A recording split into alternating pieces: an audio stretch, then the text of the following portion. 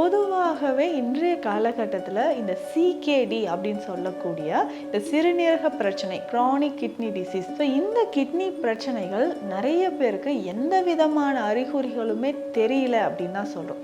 ஆனால் சில அறிகுறிகள் நமக்கு தெரிஞ்சிருந்தாலும் அது நம்ம வந்து சாதாரணமாக விட்டுருப்போம். யூரியா லெவலும் 90, 100 லெவலில் இருக்குது. இந்த அளவுக்கு எப்படி நமக்கு வந்துச்சு, சிம்டம்ஸ் எதுவுமே தெரியலையே நம்ம ஃபீல் பண்ணுவோம். அப்படி இருக்கும்போது நமக்கு அலாரம் சைன் அப்படின்னு சொல்லக்கூடிய, அதாவது சில அறிகுறிகள் முக்கியமாக இருந்திருக்கும். என்னென்னு பார்த்தோம்னா, முதல் அறிகுறின்னு நம்ம சொல்றது கால் பாதங்கள்ல வீக்கம் இருக்கும். ஒருவேளை நமக்கு புரோட்டீன் லீக்கேஜ் இருந்ததுன்னா லேசான நுரை வர்ற மாதிரி இருக்கும். ஃப்ளஷ் பண்ணாலும் அதுக்கப்புறமே அதில் வந்து கொஞ்சம் ஃபோம் இருக்கிற மாதிரி, ஃப்ளோத்தி யூரின்னு சொல்லுவாங்க, ஃபோம் இருக்கிற மாதிரி இருக்கும். இல்லை ஒரு மாதிரி பேட் ஸ்மெல் வர்றதா, இல்லை வெள்ளை நிறத்தில் படிமங்கள் ஏதாவது நம்ம யூரின்ல இருக்கான்னு நம்ம தெரிஞ்சுக்கணும். ஸோ புரோட்டீன் லீக்கேஜ் இருந்தால் இந்த மாதிரியான சிம்டம்ஸ் நமக்கு தெரியும். சிறுநீரக பாதிப்பு இருந்தால் நம்ம கவனமாக நம்ம எடுத்துக்கொள்ளக்கூடிய விஷயங்கள் அப்படின்னு பார்த்தோம்னா, காய்கறிகள் நிறைய எடுத்துக்கலாம். அதுலேயுமே வந்து பார்த்தோம்னா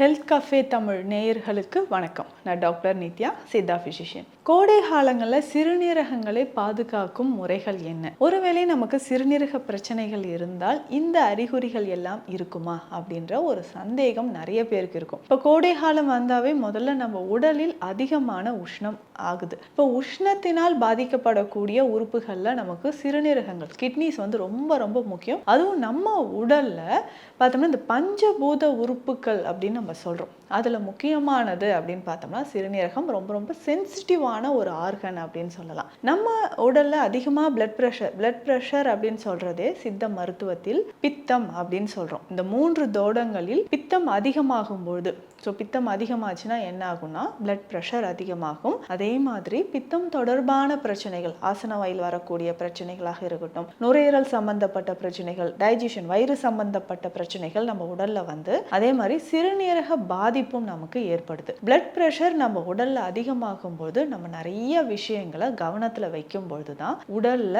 நமக்கு இந்தந்த பிரச்சனைகள்லாம் இருக்கா, இதுல இருந்து எப்படி நம்ம தற்காத்து கொள்ளலாம் அப்படின்னு நம்ம தெரிஞ்சுக்கணும். பொதுவாகவே இன்றைய காலகட்டத்தில் இந்த சிகேடி அப்படின்னு சொல்லக்கூடிய இந்த சிறுநீரக பிரச்சனை, chronic kidney disease. ஸோ இந்த கிட்னி பிரச்சனைகள் நிறைய பேருக்கு எந்த விதமான அறிகுறிகளுமே தெரியல அப்படின்னு தான் சொல்றோம். ஆனால் சில அறிகுறிகள் நமக்கு தெரிஞ்சிருந்தாலும் அது நம்ம வந்து சாதாரணமாக விட்டுருப்போம். இல்லைங்க, இது வந்து கால் வீக்கமா, வேற ஏதாவது ஒரு பிரச்சனை இருக்கும், இல்லை சில பிரச்சனைகள் சிறுநீரக பாதிப்பை உணர்த்தும் அறிகுறிகளாக நம்ம இருந்தாலும் சைன்ஸ் அண்ட் சிம்டம்ஸ் அப்படின்னு சொல்றோம். ஸோ நம்ம வந்து வேற ஏதாவது ஒரு பிரச்சனையா இருக்கும்ட்டு சாதாரணமாக கடந்து போகும்போது குறிப்பிட்ட சில நாட்கள்லேயே நமக்கு சிறுநீரக பாதிப்பு சிகேடி ஸ்டேஜ் 5 அப்படின்ற ஒரு கண்டிஷன் இருக்கும். So bilateral renal medical disease அப்படின்னு சொல்றோம். ஸோ என்ன ஆகுதுன்னா, நமக்கு ரெண்டு சைடுமே, ரெண்டு பக்கத்திலும் இருக்கக்கூடிய ரைட் அண்ட் லெஃப்ட் கிட்னிஸ்ல நமக்கு இந்த ப்ராப்ளம் இருக்கு. ஸோ இந்த மெடிக்கல் ரீனல் டிசீஸ் அப்படின்னு சொல்லக்கூடியது இன்றைய காலகட்டத்தில் நிறைய பேருக்கு இருக்கும். அதே மாதிரி பேரன்கைமல் டிசீஸ் அப்படின்னு சொல்லுவாங்க. சிறுநீரகத்தில் இருக்கக்கூடிய அந்த யூனிட், ஸோ அந்த சிறுநீரகம் சரியா செயல்படுதா அப்படின்னு நம்ம தெரிஞ்சுக்கணும். அதே மாதிரி GFR ரேட் வந்து ரொம்ப குறைவாக இருக்கக்கூடிய நபர்கள் தான் இப்போ பார்க்குறோம். ஃபர்ஸ்ட் டைம் டெஸ்ட் பண்ணும்போதே என்ன ஆகுதுன்னா, நமக்கு சிறுநீரகங்கள் வந்து ரொம்ப சுருங்கி இருக்குங்க, இல்லை ஒரு சிலருக்கு ஏதாவது ரைட் ஆர் லெஃப்ட் கிட்னி ரொம்ப சுருக்கம் இருக்கிற மாதிரி இருக்கும். ஸோ அதுக்கப்புறம் இருக்கக்கூடிய சிம்டம்ஸை பேஸ் பண்ணி இல்லை எடுத்த உடனே இவ்வளோ இருக்கு, கிரியேட்டின் ரேஞ்ச் வந்து அபவுட் 10 இருக்கு, யூரியா லெவலும் 90, 100 லெவலில் இருக்கு, இந்த அளவுக்கு எப்படி நமக்கு வந்துச்சு, சிம்டம்ஸ் எதுவுமே தெரியலையே நம்ம ஃபீல் பண்ணுவோம். அப்படி இருக்கும்போது நமக்கு அலாரம் சைன் அப்படின்னு சொல்லக்கூடிய, அதாவது சில அறிகுறிகள் முக்கியமாக இருந்திருக்கும். என்னென்னு பார்த்தோம்னா, முதல் அறிகுறின்னு நம்ம சொல்றது கால் பாதங்கள்ல வீக்கம் இருக்கும். நிறைய பேருக்கு கால் பாதங்களை முக்கியமாக வந்து பார்த்தோம்னா, நம்ம ஏதோ டிராவல் பண்றோம் போல இருக்கு, நீண்ட நேரம் நம்ம காலை தொங்க போட்டே உட்காந்துருக்கிறதுனால கால் பாதத்துல வீக்கம் வருது அப்படின்னு நினைப்போம். அடுத்து முக்கியமான இன்னொரு அறிகுறி அப்படின்னு பார்த்தோம்னா என்ன ஆகுனா, மூச்சு திணறல். கொஞ்சம் தூரம் நடப்பாங்க, மூச்சு திணறல் வர மாதிரி இருக்கும், ஒரு டயர்ட்னஸ் இருக்கிறது, சில நேரங்கள்ல வாந்தி வர மாதிரி ஒரு உணர்வு, அதனோடு சேர்ந்து சில வகையான உணவுகளை பார்க்கும்போது, பர்டிகுலரா ஒரு ஃபுட்டு பார்த்த, முன்னாடிலாம் இந்த ஃபுட்டு பார்த்தா நான் சாப்பிடுவேங்க, ஆனா இப்போ அந்த ஃபுட்டு பார்க்கும்போது வாயில வைக்கும்போது ஒரு குமட்டல் வந்துகிட்டே இருக்கு அப்படின்னு சொல்றது இதை தாண்டி தலைவலி, நிறைய பேருக்கு இந்த தலைவலி, ஒற்றை தலைவலி, மைக்ரைன் அப்படின்னு சொல்லக்கூடிய ஒற்றை தலைவலி, இந்த மாதிரிலாம் எனக்கு இருந்ததே இல்லைங்க, கொஞ்ச நாளாக இப்படி தெரியுது அப்படின்னு சொல்லுவாங்க. அதுக்கப்புறம் இன்டைஜஷன், திடீர்னு நமக்கு வந்து என்ன ஆகுனா லூஸ் மோஷன் போகிற மாதிரி ஒரு ஃபீல், ஒரு டயரியா போகிறது இருக்கும், இல்லைன்னா கான்ஸ்டிபேஷன், மலச்சிக்கல் ஏற்படுறதும் நம்ம பார்ப்போம். அதுக்கடுத்தது முக்கியமாக நம்ம கவனிக்க வேண்டிய விஷயம் என்னென்னா, நம்ம யூரின் பாஸ் பண்ணும்போது எப்படி இருக்குது, ஸோ யூரினோட நேச்சர் எப்படி இருக்குது நம்ம தெரிஞ்சுக்கணும். ஒருவேளை நமக்கு ப்ரோட்டீன் லீக்கேஜ் இருந்ததுன்னா லேசான நுரை வர்ற மாதிரி இருக்கும், ஃப்ளஷ் பண்ணாலும் அதுக்கப்புறமே அதில் வந்து கொஞ்சம் ஃபோம் இருக்கிற மாதிரி, ஃப்ரோத்தி யூரின்னு சொல்லுவாங்க, ஃபோம் இருக்கிற மாதிரி இருக்கும், இல்லை ஒரு மாதிரி பேட் ஸ்மெல் வர்றதா, இல்லை வெள்ளை நிறத்தில் படிமங்கள் ஏதாவது நம்ம யூரினில் இருக்கான்னு நம்ம தெரிஞ்சுக்கணும். ஸோ ப்ரோட்டீன் லீக்கேஜ் இருந்தால் இந்த மாதிரியான சிம்டம்ஸ் நமக்கு தெரியும். அடுத்து முக்கியமாக உடல் எடை குறைவு, ஸோ காரணமே தெரியாமல் நமக்கு வெயிட் லாஸ் ஆகிட்டே இருக்கும். இந்த மாதிரியான நமக்கு சிம்டம்ஸ் இருந்ததுன்னா உடனே கவனமாக இருந்து அதற்கு ஏற்ற மாதிரி சிகிச்சை முறைகளை எடுத்துக்கிறோம். ஒரு சிலர் என்ன சொன்னாங்கன்னா, மேம் எனக்கு வெயிட் லாஸ் ஆயிடுச்சு, ஆனால் பட் நான் ஒரு வருஷமாக அது வந்து கண்டுக்கல, ஏன்னா நான் வந்து வெயிட் கெயின் ஆல்ரெடி நான் வந்து 80-85 கிலோ இருந்தேன், ஸோ வெயிட் லாஸ் ஆகுதா, சரி ஏதோ ஒரு ரீசனில் வெயிட் லாஸ் ஆகுது, வெயிட் லாஸ் ஆனால் நல்லது தானேன்னு நான் விட்டுட்டேன், ஆனால் இந்த கிட்னி ஃபெயிலியர் வரைக்கும் கொண்டு வந்து விடும்னு எனக்கு தெரியல அப்படின்னு சொல்லுவாங்க. இந்த மாதிரி தான் சின்ன சின்ன சிம்டம்ஸ் கூட கொஞ்ச நாள் நீண்ட நாள் இருந்ததுன்னா கொஞ்சம் கவனமாக நம்ம பார்க்கறது ரொம்ப நல்லதாக இருக்கும். சிறுநீரக பிரச்சனை இருக்கக்கூடியவங்க தண்ணீர் எவ்வளவு குடிக்கணும், அசைவ உணவுகள் சாப்பிடலாமா, உப்பு சேர்த்து சாப்பிட்டுக்கலாமா, முட்டை சாப்பிடலாமா, இந்த மாதிரி நிறைய கேள்விகள் இருக்கும். அது என்னன்னு நமக்கு புரியுது, ஏன்னா ஒரு நாள் 2 நாள் உப்பு இல்லாமல் சாப்பிடலாம், ஆனால் குறிப்பிட்ட ஒரு வருடங்களோ 6-7 மாதங்கள் வரைக்கும் உப்பு இல்லாமல் சாப்பிட்றதுன்றது ரொம்ப கஷ்டமான விஷயம்தான். பட் இந்த பிரச்சனை இருக்கிறவங்களுக்கு வேற ஆப்ஷன் இல்லை, கொஞ்சம் கவனமாக இருந்து உப்பு குறைத்து சாப்பிட்றது தான் நம்ம முழுவதுமாக இந்த சிறுநீரக பிரச்சனையிலேருந்து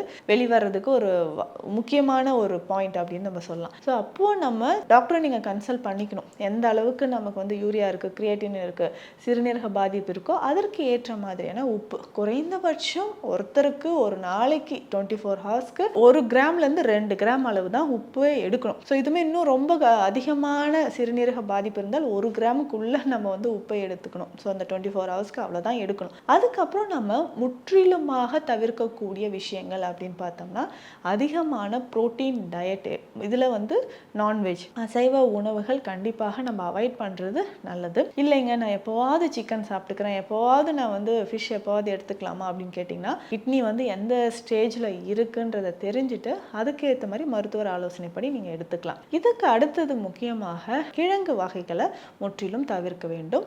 அதுக்கப்புறம் புரோட்டீன் சத்துக்கள் நிறைய இருக்கக்கூடிய பயிறு வகைகளாக இருக்கட்டும், பருப்பு வகைகள், இது எல்லாமே நம்ம அவாய்ட் பண்ணிக்கணும். அதுக்கப்புறம் நம்ம அவுட் சைட் ஃபுட் சாப்பிட்றது, இல்லை பேக்கெட்டில் வரக்கூடிய சில பேக்கடு ஐட்டம்ஸ் சாப்பிட்றது, இது எல்லாமே கண்டிப்பாக நம்ம தவிர்த்தால் மட்டுமே கொஞ்சம் கொஞ்சமாக இந்த பிரச்சனைகள்ல இருந்து நம்ம வெளியில வர முடியும். அடுத்ததாக இந்த சிறுநீரக பாதுகாப்பிற்காக என்னென்ன உணவுகள் நம்ம எடுத்துக்கலாம், இல்லை சில பர்டிகுலராக இருக்கக்கூடிய மூலிகைகள் எதை நம்ம எடுக்கலாம், இதையும் நம்ம தெரிஞ்சுக்கலாம். சிறுநீரக பாதிப்பு இருந்தால் நம்ம கவனமாக நம்ம எடுத்துக்கொள்ளக்கூடிய விஷயங்கள் அப்படின்னு பார்த்தோம்னா காய்கறிகள் நிறைய எடுத்துக்கலாம். அதுலேயுமே வந்து பார்த்தோம்னா இந்த அவரைக்காய் ரொம்ப முக்கியம், கோவக்காய் ரொம்ப முக்கியம், சௌச்சௌ, நூக்கல், வெள்ளை பூசணி, புடலங்காய், இது எல்லாமே நம்ம சாப்பிட்டுக்கலாம். எப்படின்னா இந்த காய்கறிகளை வேக வைத்து தண்ணீரை வடித்து அதுக்கப்புறம் தாளித்து அந்த காய்கறிகளை ஒரு பவுலில் நம்ம எடுத்துக்கலாம். தவறாமல் தினமும் வெள்ளை பூசணிக்காய், சுரைக்காய் இதை வந்து வேக வைத்து ஒரு பவுலில் நம்ம சாப்பிடும்பொழுது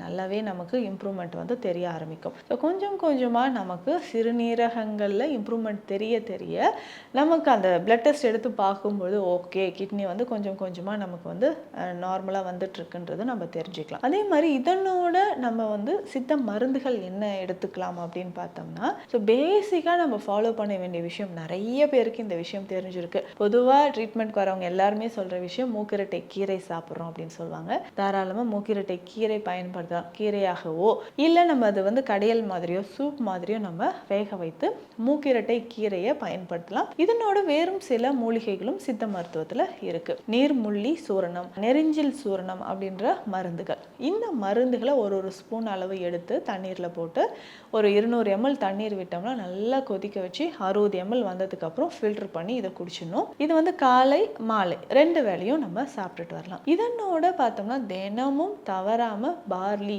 ரொம்ப முக்கியம். ஸோ பார்லி கஞ்சி காய்ச்சி நம்ம குடிக்கணும். சின்ன வெங்காயம் நம்ம வந்து உணவுல நிறைய சேர்த்துக்கணும். உணவோட சேர்த்தே இந்த சின்ன வெங்காயம் டெய்லி ஒரு 5-6 சின்ன வெங்காயம் சேர்த்து சாப்பிடும் பொழுதே நம்ம சிறுநீரகங்களுக்கு இது வந்து ரொம்ப நல்லது அப்படின்னு சொல்லலாம். அதே மாதிரி பாதாம் பிசின் சாப்பிடலாம்.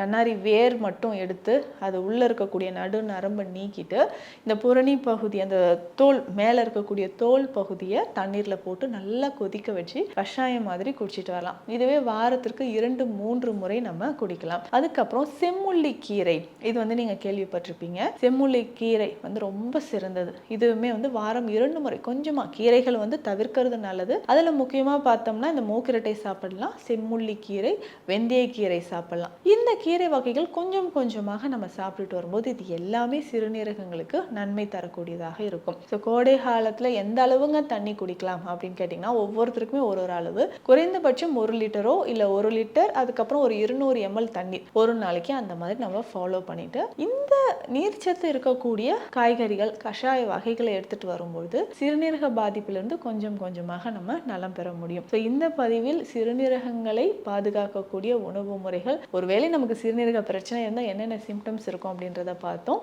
மீண்டும் அடுத்த பதிவில் சந்திக்கலாம். நன்றி. இந்த வீடியோ உங்களுக்கு பிடிச்சிருந்தா லைக் பண்ணுங்க, ஷேர் பண்ணுங்க, கமெண்ட் பண்ணுங்க. மறக்காம ஹெல்த் கஃபே தமிழ் சேனலை சப்ஸ்கிரைப் பண்ணிட்டு பெல் பட்டனை கிளிக் பண்ணிடுங்க.